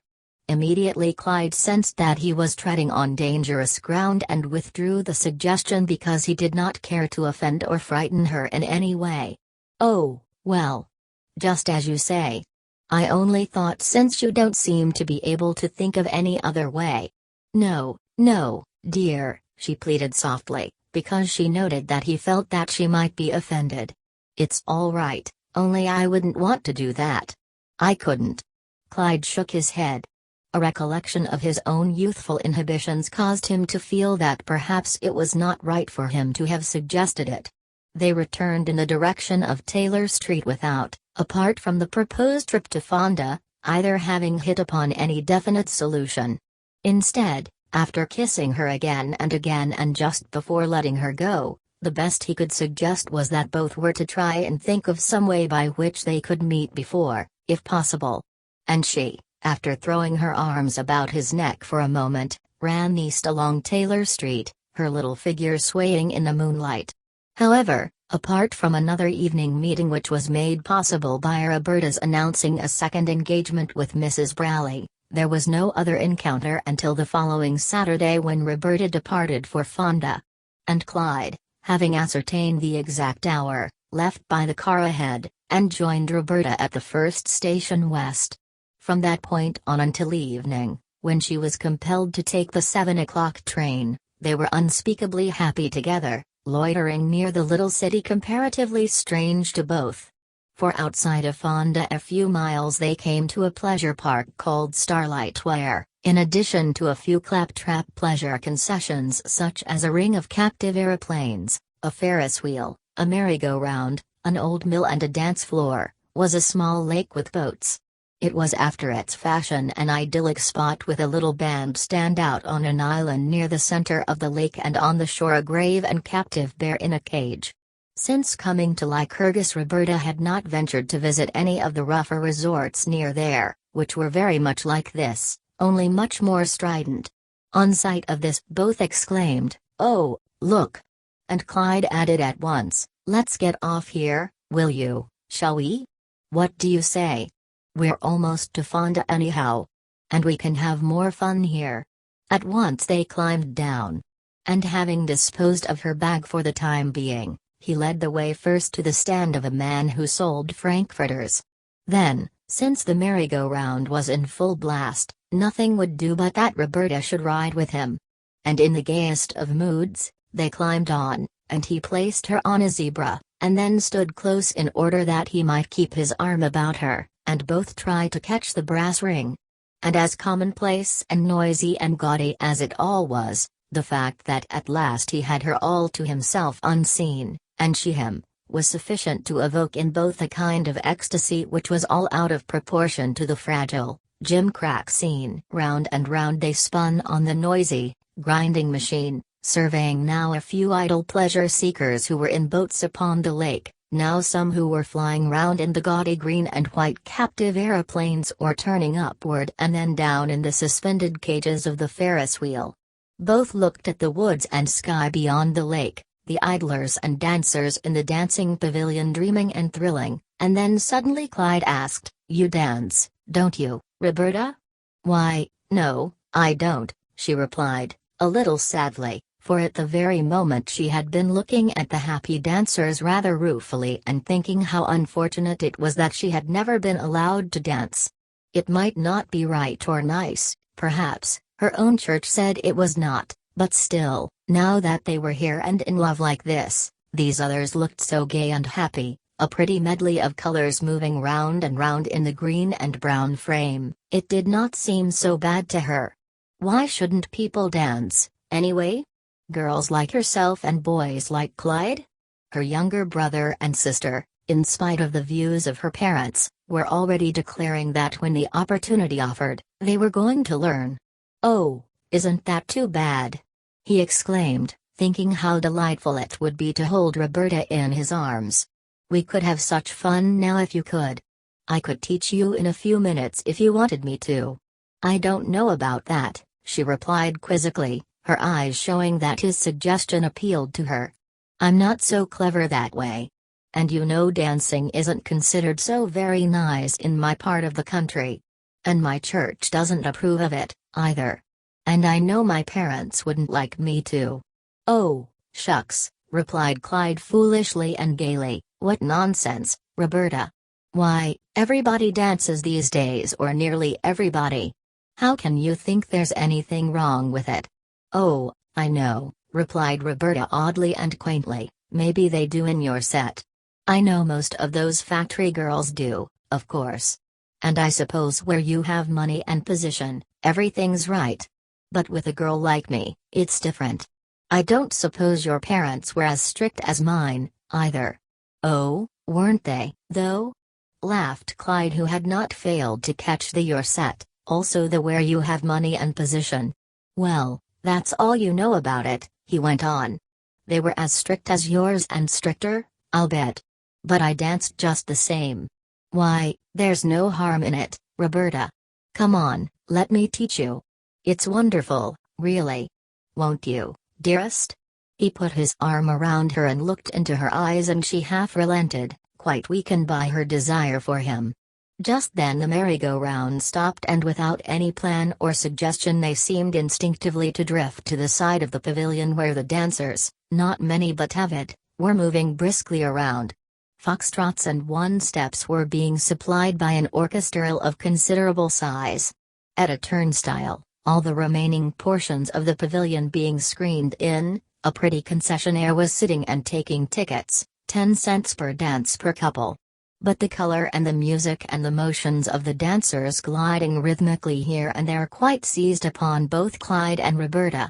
The orchestral stopped and the dancers were coming out. But no sooner were they out than 5-cent admission checks were once more sold for the new dance. "I don't believe I can," pleaded Roberta, as Clyde led her to the ticket stile. "I'm afraid I'm too awkward, maybe. I never danced, you know." "You awkward, Roberta?" he exclaimed. "Oh, how crazy. Why, you're as graceful and pretty as you can be. You'll see. You'll be a wonderful dancer." Already he had paid the coin and they were inside. Carried away by a bravado which was 3/4 her conception of him as a member of the Lycurgus upper crust and possessor of means and position, he led the way into a corner and began at once to illustrate the respective movements. They were not difficult, and for a girl of Roberta's natural grace and zest, easy. Once the music started and Clyde drew her to him, she fell into the positions and steps without effort, and they moved rhythmically and instinctively together. It was the delightful sensation of being held by him and guided here and there that so appealed to her, the wonderful rhythm of his body coinciding with hers. "Oh, you darling," he whispered. "Aren't you the dandy little dancer, though? You've caught on already. If you aren't the wonderful kid. I can hardly believe it." They went about the floor once more, then a third time, before the music stopped, and by the time it did, Roberta was lost in a sense of delight such as had never come to her before. To think she had been dancing! And it should be so wonderful! And with Clyde. He was so slim, graceful, quite the handsomest of any of the young men on the floor, she thought. And he, in turn, was now thinking that never had he known anyone as sweet as Roberta. She was so gay and winsome and yielding. She would not try to work him for anything. And as for Sandra Finchley, well, she had ignored him and he might as well dismiss her from his mind, and yet even here, and with Roberta, he could not quite forget her. At 5:30, when the orchestra was silenced for lack of customers and a sign reading "Next concert 7.30" hung up, they were still dancing. After that they went for an ice cream soda, then for something to eat, and by then, so swiftly had sped the time, it was necessary to take the very next car for the depot at Fonda. As they neared this terminal, both Clyde and Roberta were full of schemes as to how they were to arrange for tomorrow. For Roberta would be coming back then, and if she could arrange to leave her sisters a little early Sunday, he could come over from Lycurgus to meet her. They could linger around Fonda until 11 at least, when the last train south from Homer was due. And pretending she had arrived on that, they could then, assuming there was no one whom they knew on the Lycurgus car, journey to that city. And as arranged, so they met. And in the dark outlying streets of that city, walked and talked and planned, and Roberta told Clyde something, though not much, of her home life at Bilt's. But the great thing, apart from their love for each other and its immediate expression in kisses and embraces, was the how and where of further contacts. They must find some way, only, really, as Roberta saw it, she must be the one to find the way, and that soon. For while Clyde was obviously very impatient and eager to be with her as much as possible, still he did not appear to be very ready with suggestions, available ones. But that, as she also saw, was not easy. For the possibility of another visit to her sister in Homer or her parents in Bilt's was not even to be considered under a month. And apart from them, what other excuses were there? New friends at the factory, the post office, the library, the Y.W.C.A. All suggestions of Clyde's at the moment. But these spelled but an hour or two together at best, and Clyde was thinking of other weekends like this. And there were so few remaining summer weekends. Chapter 19. The return of Roberta and Clyde, as well as their outing together, was quite unobserved, as they thought. On the car from Fonda they recognized no one. And at the Newtons Grace was already in bed. She merely awakened sufficiently to ask a few questions about the trip, and those were casual and indifferent. How was Roberta's sister? Had she stayed all day in Homer, or had she gone to Bilt's or Triet's Mills? Roberta explained that she had remained at her sister's. She herself must be going up pretty soon to see her parents at Triet's Mills. Then she fell asleep. But at dinner the next night, the Misses Opal Phyllis and Olive Pope, who had been kept from the breakfast table by a too late return from Fonda and the very region in which Roberta had spent Saturday afternoon, now seated themselves and at once, as Roberta entered, interjected a few genial and well-meant but, in so far as Roberta was concerned, decidedly troubling observations. "Oh, there you are. Look who's back from Starlight Park. How'd you like the dancing over there, Miss Alden? We saw you, but you didn't see us." And before Roberta had time to think what to reply, Miss Phyllis had added, "We tried to get your eye, but you couldn't see anyone but him, I guess. I'll say you dance swell." At once Roberta, who had never been on very intimate terms with either of these girls and who had neither the effrontery nor the wit to extricate herself from so swift and complete and so unexpected an exposure, flushed. She was all but speechless and merely stared, bethinking her at once that she had explained to Grace that she was at her sister's all day. And opposite sat Grace, looking directly at her, her lips slightly parted as though she would exclaim, "Well, of all things!" And dancing. A man. And at the head of the table, George Newton, thin and meticulous and curious, his sharp eyes and nose and pointed chin now turned in her direction. But on the instant, realizing that she must say something, Roberta replied, "Oh, yes, that's so. I did go over there for a little while. Some friends of my sister's were coming over and I went with them." She was about to add, "We didn't stay very long," but stopped herself. For at that moment a certain fighting quality which she had inherited from her mother, and which had asserted itself in the case of Grace before this, now came to her rescue. After all, why shouldn't she be at Starlight Park if she chose? And what right had the Newtons or Grace or anyone else to question her for that matter? She was paying her way. Nevertheless, as she realized, she had been caught in a deliberate lie, and all because she lived here and was constantly being questioned and looked after in regard to her very least move. Miss Pope added curiously, "I don't suppose he's a Lycurgus boy. I don't remember ever seeing him around here." "No, he isn't from here," returned Roberta shortly and coldly, for by now she was fairly quivering with the realization that she had been caught in a falsehood before Grace. Also that Grace would resent intensely this social secrecy and desertion of her. At once she felt as though she would like to get up from the table and leave and never return. But instead she did her best to compose herself, and now gave the two girls with whom she had never been familiar, a steady look. At the same time she looked at Grace and Mr. Newton with defiance. If anything more were said she proposed to give a fictitious name or two, friends of her brother-in-law in Homer, or better yet to refuse to give any information whatsoever. Why should she? Nevertheless, as she learned later that evening, she was not to be spared the refusing of it. Grace, coming to their room immediately afterward, reproached her with, "I thought you said you stayed out at your sister's all the time you were gone?" "Well, what if I did say it?" replied Roberta defiantly and even bitterly, but without a word in extenuation, for her thought was now that unquestionably Grace was pretending to catechize her on moral grounds, whereas in reality the real source of her anger and pique was that Roberta was slipping away from and hence neglecting her. "Well, you don't have to lie to me in order to go anywhere or see anybody without me in the future. I don't want to go with you. And what's more, I don't want to know where you go or who you go with. But I do wish you wouldn't tell me one thing and then have George and Mary find out that it ain't so, and that you're just trying to slip away from me or that I'm lying to them in order to protect myself. I don't want you to put me in that position." She was very hurt and sad and contentious, and Roberta could see for herself that there was no way out of this trying situation other than to move.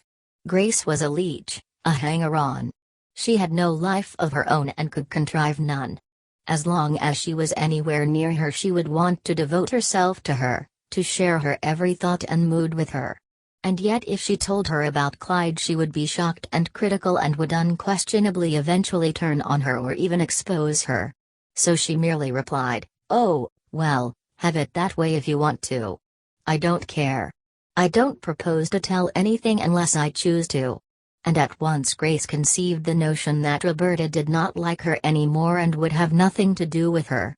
She arose immediately and walked out of the room, her head very high and her spine very stiff. And Roberta, realizing that she had made an enemy of her, now wished that she was out of here. They were all too narrow here anyway. They would never understand or tolerate this clandestine relationship with Clyde, so necessary to him apparently, as he had explained, so troublesome and even disgraceful to her from one point of view, and yet so precious. She did love him, so very, very much. And she must now find some way to protect herself and him, move to another room. But that in this instance required almost more courage and decision than she could muster. The anomalous and unprotected nature of a room where one was not known. The look of it. Subsequent explanation to her mother and sister maybe. Yet to remain here after this was all but impossible, too, for the attitude of Grace as well as the Newtons, particularly Mrs. Newton, Grace's sister, was that of the early Puritans or friends who had caught a brother or sister in a great sin. She was dancing, and secretly. There was the presence of that young man not quite adequately explained by her trip home, to say nothing of her presence at Starlight Park. Besides, in Roberta's mind was the thought that under such definite espionage as must now follow, to say nothing of the unhappy and dictatorial attitude of Grace, she would have small chance to be with Clyde as much as she now most intensely desired. And accordingly, after 2 days of unhappy thought and then a conference with Clyde, who was all for her immediate independence in a new room where she would not be known nor spied upon, she proceeded to take an hour or two off, and having fixed upon the southeast section of the city as one most likely to be free from contact with either the Newtons or those whom thus far she had encountered at the Newtons, she inquired there, and after little more than an hour's search found one place which pleased her. This was in an old brick house in Elm Street occupied by an upholsterer and his wife and 2 daughters, one a local milliner and another still in school.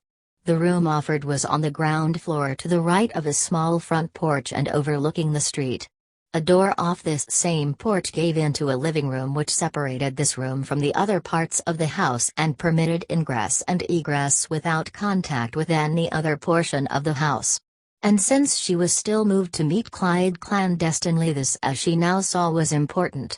Besides, as she gathered from her one conversation with Mrs. Gilpin, the mother of this family, the character of this home was neither so strict nor inquisitive as that of the Newtons.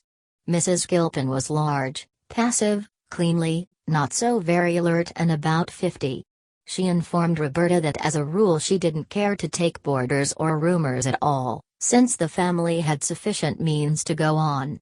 However, since the family scarcely ever used the front room, which was rather set off from the remainder of the house, and since her husband did not object, she had made up her mind to rent it. And again she preferred someone who worked like Roberta, a girl, not a man, and one who would be glad to have her breakfast and dinner along with her family, since she asked no questions as to her family or connections, merely looking at her interestedly and seeming to be favorably impressed by her appearance. Roberta gathered that here were no such standards as prevailed at the Newtons. And yet what qualms in connection with the thought of moving thus? For about this entire clandestine procedure there hung, as she saw it, a sense of something untoward and even sinful, and then on top of it all, quarreling and then breaking with Grace Marr, her one girlfriend here thus far, and the Newtons on account of it, when, as she well knew, it was entirely due to Grace that she was here at all.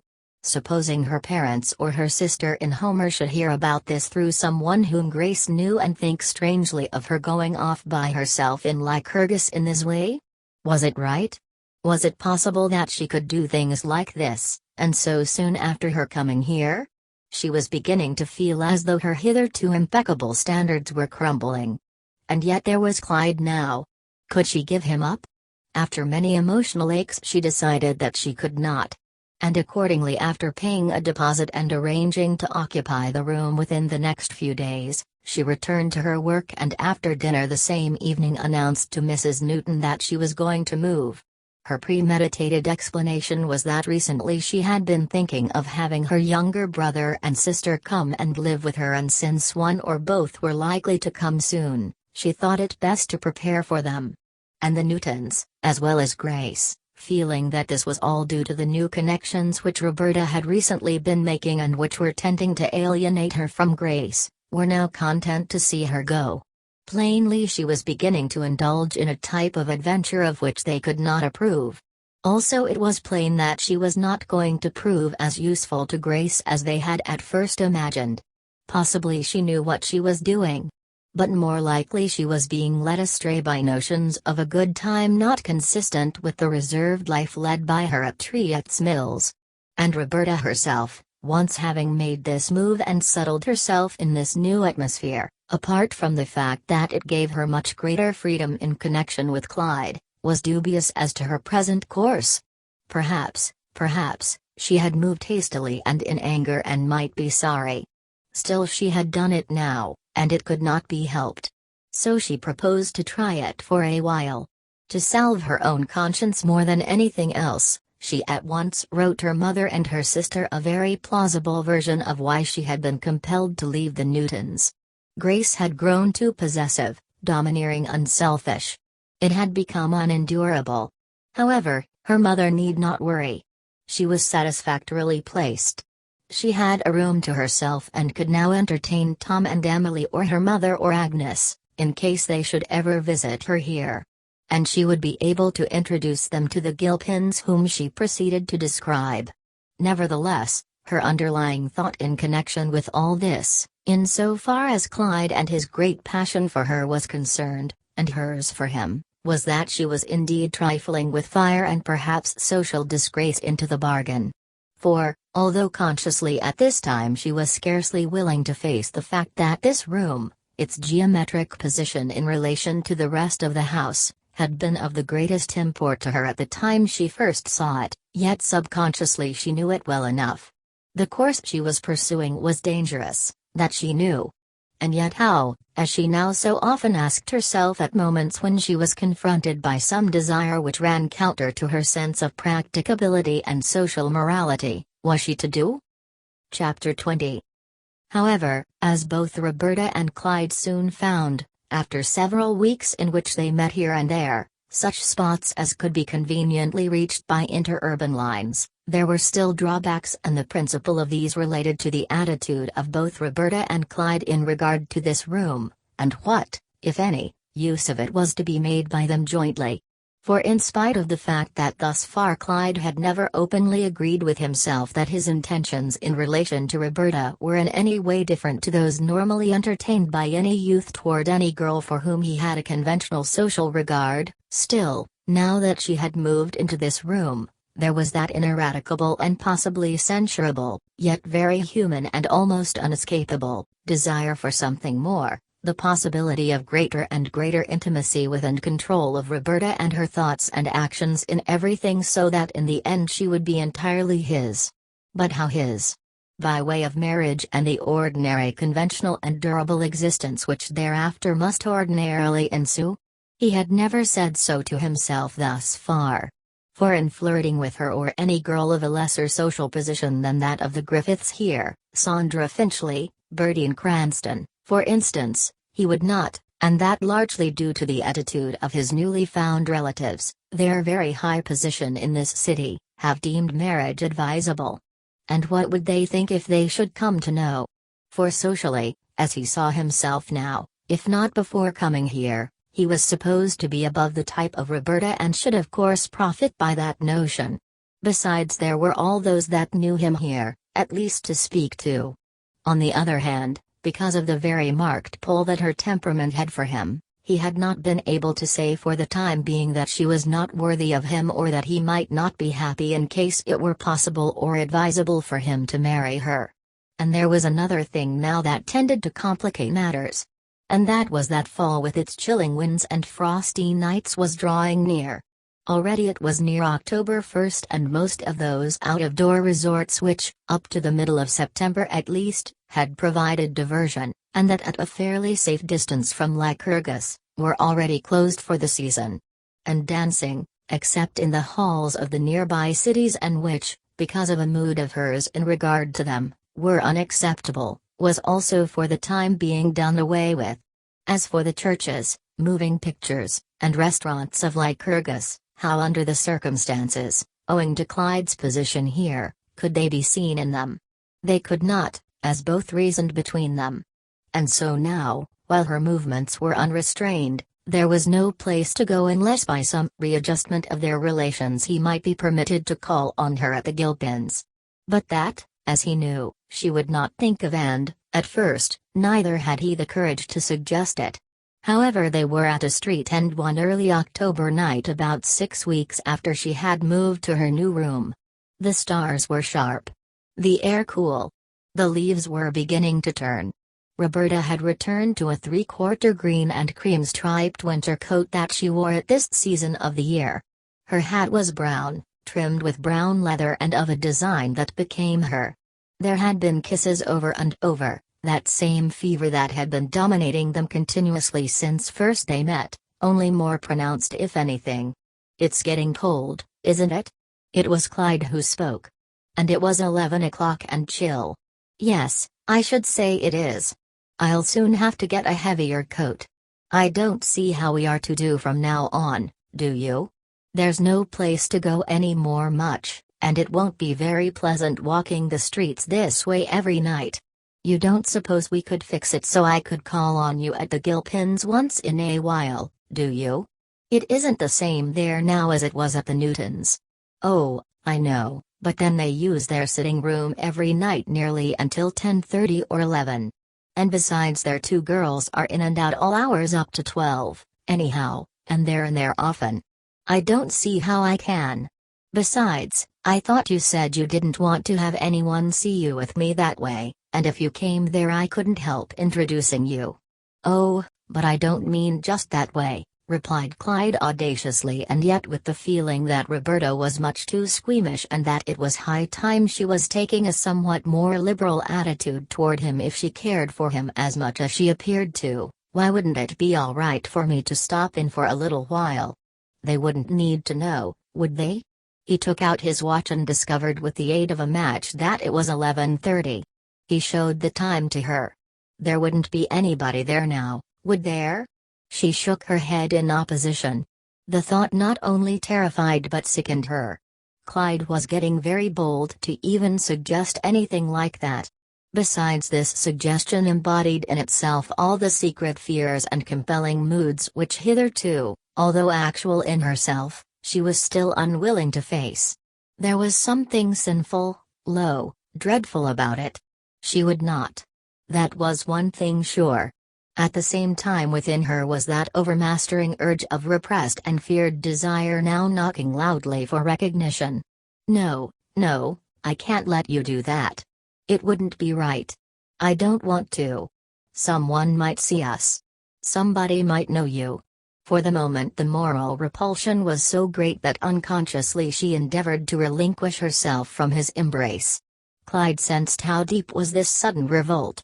All the more was he flagellated by the desire for possession of that which now he half feared to be unobtainable. A dozen seductive excuses sprang to his lips. Oh, who would be likely to see us anyhow, at this time of night? There isn't anyone around.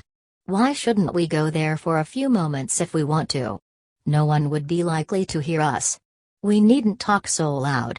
There isn't anyone on the street, even. Let's walk by the house and see if anybody is up. Since hitherto she had not permitted him to come within half a block of the house, her protest was not only nervous but vigorous. Nevertheless, on this occasion Clyde was proving a little rebellious, and Roberta, standing somewhat in awe of him as her superior, as well as her lover, was unable to prevent their walking within a few feet of the house where they stopped. Except for a barking dog there was not a sound to be heard anywhere. And in the house no light was visible. See, there's no one up, protested Clyde reassuringly. Why shouldn't we go in for a little while if we want to? Who will know? We needn't make any noise. Besides, what is wrong with it? Other people do it. It isn't such a terrible thing for a girl to take a fellow to her room if she wants to for a little while. Oh, isn't it? Well, maybe not in your set. But I know what's right and I don't think that's right and I won't do it. At once, as she said this, Roberta's heart gave a pained and weakening throb, for in saying so much she had exhibited more individuality and defiance than ever he had seen or that she fancied herself capable of in connection with him. It terrified her not a little. Perhaps he would not like her so much now if she were going to talk like that. His mood darkened immediately. Why did she want to act so? She was too cautious, too afraid of anything that spelled a little life or pleasure. Other girls were not like that, Rita, those girls at the factory. She pretended to love him. She did not object to his holding her in his arms and kissing her under a tree at the end of the street. But when it came to anything slightly more private or intimate, she could not bring herself to agree. What kind of a girl was she, anyhow? What was the use of pursuing her? Was this to be another case of Hortense Briggs with all her wiles and evasions? Of course Roberta was in no wise like her, but still she was so stubborn. Although she could not see his face, she knew he was angry, and quite for the first time in this way. All right, then, if you don't want to, You don't have to, came his words, and with decidedly a cold ring to them. There are others places I can go. I notice you never want to do anything I want to do, though. I'd like to know how you think we're to do. We can't walk the streets every night. His tone was gloomy and foreboding, more contentious and bitter than at any time ever between them. And his references to other places shocked and frightened Roberta, so much so that instantly almost her own mood changed.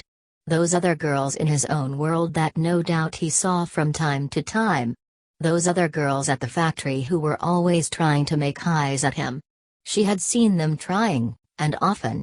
That Rosina Goffrich, as coarse as she was, but pretty, too. And that Flora Brandt. And Martha Bordeaux, ugh! To think that anyone as nice as he should be pursued by such wretches as those. However, because of that, she was fearful lest he would think her too difficult, someone without the experience or daring to which he, in his superior world, was accustomed, and so turn to one of those. Then she would lose him. The thought terrified her. Immediately from one of defiance her attitude changed to one of pleading persuasion. "Oh, please, Clyde, don't be mad with me now, will you? You know that I would if I could. I can't do anything like that here. Can't you see? You know that. Why, they'd be sure to find out. And how would you feel if someone were to see us or recognize you?" In a pleading way she put one hand on his arm, then about his waist, and he could feel that in spite of her sharp opposition the moment before, she was very much concerned, painfully so. "Please don't ask me to," she added in a begging tone. "Well, what did you want to leave the Newtons for then?" he asked sullenly. "I can't see where else we can go now if you won't let me come to see you once in a while.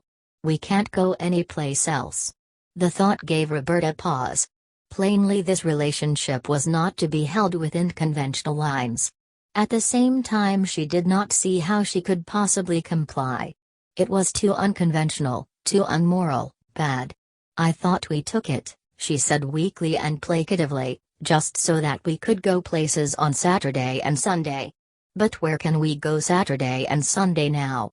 Everything's closed."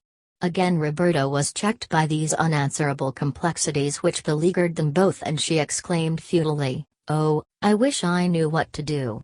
"Oh, it would be easy enough if you wanted to do it, but that's always the way with you, you don't want to." She stood there, the night wind shaking the drying whispering leaves. Distinctly the problem in connection with him that she had been fearing this long while was upon her. Could she possibly, with all the right instruction that she had had, now do as he suggested? She was pulled and swayed by contending forces within herself, strong and urgent in either case. In the one instance, however painful it was to her moral and social mood, she was moved to comply; in another to reject once and for all, any such, as she saw it, bold and unnatural suggestion. Nevertheless, in spite of the latter and because of her compelling affection, she could not do other than deal tenderly and pleadingly with him. "I can't, Clyde, I can't. I would if I could, but I can't. It wouldn't be right. I would if I could make myself, but I can't." She looked up into his face, a pale oval in the dark, trying to see if he would not see, sympathize, be moved in her favor. However, irritated by this plainly definite refusal, he was not now to be moved. All this, as he saw it, smacked of that long series of defeats which had accompanied his attentions to Hortense Briggs. He was not going to stand for anything now like that, you bet. If this was the way she was going to act, well, let her act so, but not with him. He could get plenty of girls now, lots of them, who would treat him better than this. At once, and with an irritated shrug of the shoulders, as she now saw, he turned and started to leave her, saying as he did so, "Oh, that's all right, if that's the way you feel about it." And Roberta, dumbfounded and terrified, stood there. "Please don't go, Clyde. Please don't leave me," she exclaimed suddenly and pathetically, her defiance and courage undergoing a deep and sad change. "I don't want you to. I love you so, Clyde. I would if I could. You know that." "Oh, yes, I know, but you needn't tell me that. it was his experience with Hortense and Rita that was prompting him to this attitude. With a twist he released his body from her arm and started walking briskly down the street in the dark. And Roberta, stricken by this sudden development which was so painful to both, called, "Clyde!" and then ran after him a little way, eager that he should pause and let her plead with him more. But he did not return. Instead he went briskly on. And for the moment it was all she could do to keep from following him and by sheer force, if need be, restrain him. Her Clyde. And she started running in his direction a little, but as suddenly stopped, checked for the moment by the begging, pleading, compromising attitude in which she, for the first time, found herself. For on the one hand all her conventional training was now urging her to stand firm, not to belittle herself in this way, whereas on the other, all her desires for love, understanding, companionship, urged her to run after him before it was too late, and he was gone. His beautiful face, his beautiful hands, his eyes. And still the receding echo of his feet. And yet so binding were the conventions which had been urged upon her up to this time that, though suffering horribly, a balance between the two forces was struck, and she paused, feeling that she could neither go forward nor stand still, understand or endure this sudden rift in their wonderful friendship. Pain constricted her heart and whitened her lips. She stood there numb and silent, unable to voice anything, even the name Clyde which persistently arose as a call in her throat. Instead she was merely thinking, "Oh, Clyde, please don't go, Clyde. Oh, please don't go." And he was already out of hearing, walking briskly and grimly on, the click and echo of his receding steps falling less and less clearly on her suffering ears. It was the first flashing, blinding, bleeding stab of love for her,